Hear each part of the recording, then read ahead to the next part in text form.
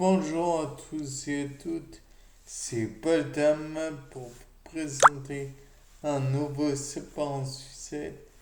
Et dans le cas présent, je me suis demandé, donc, il y aurait des vertèbres dans les queues de lézards. Bon, jusque-là, je veux bien le penser. Mais le fait est aussi que l'on dit qu'une queue de lézard, une fois coupée, peut repousser. Donc déjà, tout d'abord, je me demande si c'est vrai. De plus, on m'a aussi dit qu'il y aurait des muscles sphinctériens qui se seraient développés au niveau de l'arrière de l'animal en question pour justement trancher la queue nettement et se séparer du corps pour le cas où certains prédateurs se seraient mis en tête de dévorer le lézard en question. Donc, par conséquent, je me suis demandé, bizarrement comme d'habitude, si le lézard, quand il avait sa queue qui repousse, je ne sais toujours pas si c'est vraiment le cas,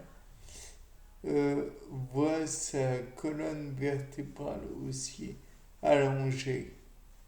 Bon, ce qui apporterait peut-être des voies de réflexion sur le fait de refaire la colonne vertébrale chez des personnes ayant eu des traumatismes au niveau de celle-ci. Par la suite, je me suis dit, un lézard, ça a beau ne pas être de la même famille directement ou même genre que le dinosaure, ça y ressemble. Donc peut-être que les dinosaures avaient cette possibilité de laisser leur queue dans un endroit.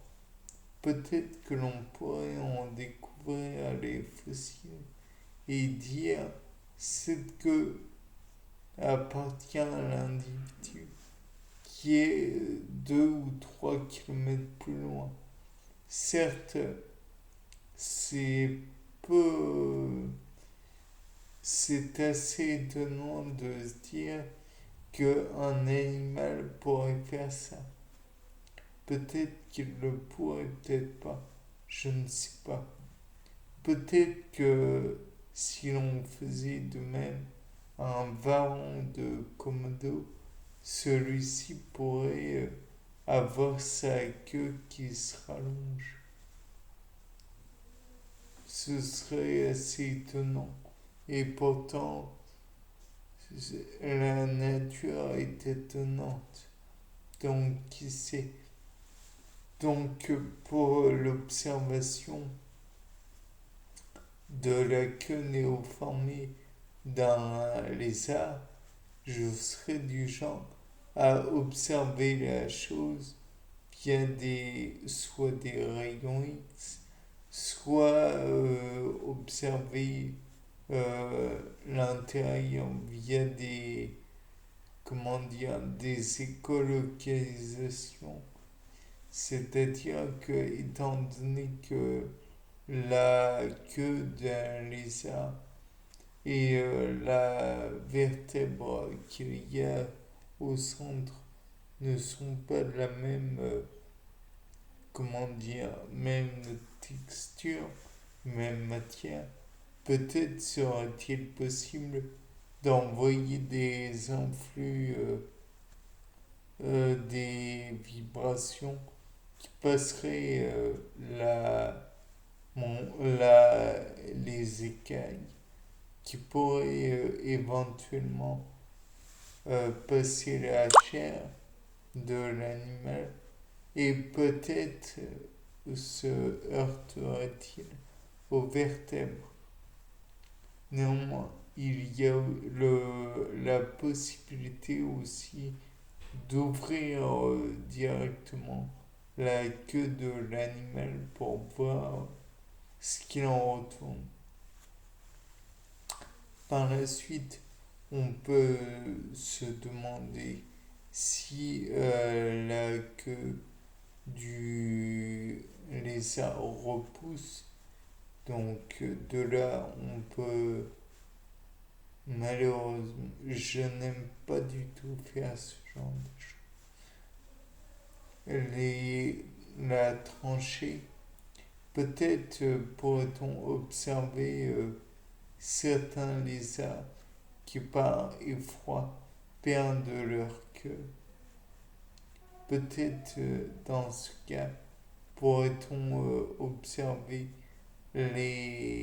comment dire, les muscles ou les structures qu'il y aurait dans la queue qui ferait que éventuellement cet individu laisse cette part de lui-même sur place.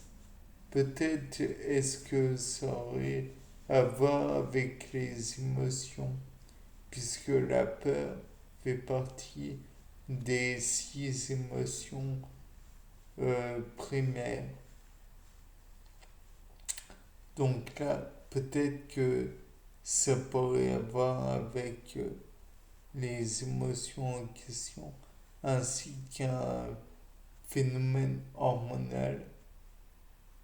Peut-être que subissant un stress intense, le lézard perdrait cette queue, donc dû à une forte quantité de cortisone qui serait produit et qui arriverait à cet endroit.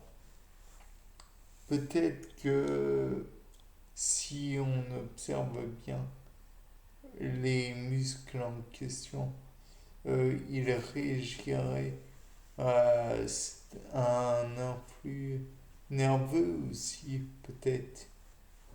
Ou alors, peut-être que si on regarde d'autres muscles, ceux de la queue se contractent différemment. Toujours est-il que par la suite, j'ai parlé des dinosaures. Donc, peut-être que sur des, des muscles de dinosaures qui seraient fossilisés, peu de chance, naturellement. Ou alors sur comment dire, des peaux fossilisées, plus de chance, mais pas énormément. On pourrait observer des structures qui seraient propres à celles de muscles sphinctériens, comme je le disais, qui pourraient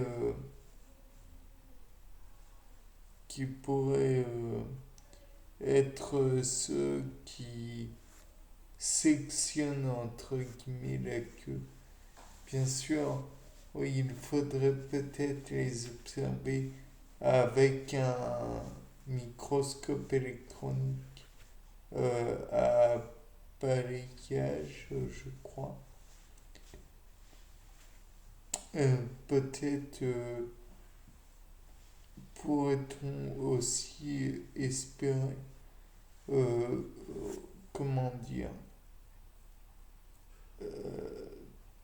comment, mince, faire, pour en revenir au lézard, faire un genre d'IRM pour percevoir l'intérieur de cette queue qui est étrange de mon point de vue. Bien, c'était pas d'âme pour un nouveau sapin. Au revoir.